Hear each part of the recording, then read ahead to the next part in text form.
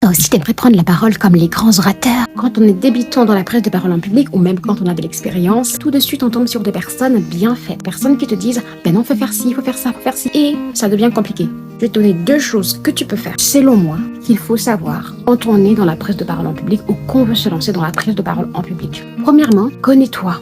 Deuxièmement, apprends à te connaître. Moi, je sais, je suis intelligente. Pourquoi c'est important? Parce que c'est toute la question. Si tu ne te connais pas au minimum, ta prise de parole en public ne sera que du copier-coller. Aujourd'hui, les gens ont besoin de l'authenticité, que tu sortes du lot. C'est très difficile. En même temps, ce n'est pas si difficile que ça. Pose-toi une question. Qu'est-ce qu'il y a d'authentique sur cette terre? Qu'est-ce qui est authentique? Qu'est-ce qui est unique? Mais c'est toi. C'est toi qui es unique. Parce qu'il y a plein de personnes, il y a des milliards de personnes sur cette terre qui sont supérieures à toi. Il y en a aussi des milliards qui sont inférieures à toi. Mais il n'y aura jamais un seul être humain qui sera comme toi, qui sera toi. C'est ça qui est fascinant, c'est ça qui est intéressant. Donc pour apporter de l'authenticité, il faut que tu te connaisses toi-même. Quelles sont tes forces? Quelles sont tes faiblesses? Quelles sont tes peurs? Et utilise ça. Surtout concentre-toi sur tes défauts. Concentre-toi sur ce qui ne marche pas sur toi.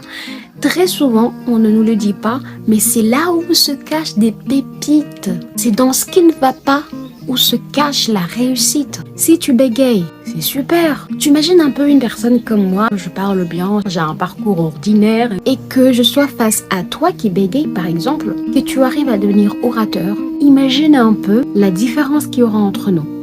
J'aurais un parcours ordinaire, elle sait parler, tout ça machin, il est grandi avec un don, et toi, tu auras galéré en fait.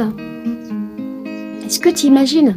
Ça devient une force, ça devient même une source de persévérance, j'ai envie de dire. Quand on ment avec les mots, le corps nous trahit toujours, et ça ne passe jamais inaperçu devant un public. Donc, sois vrai. Et comment être vrai si on ne se connaît pas, à minimum?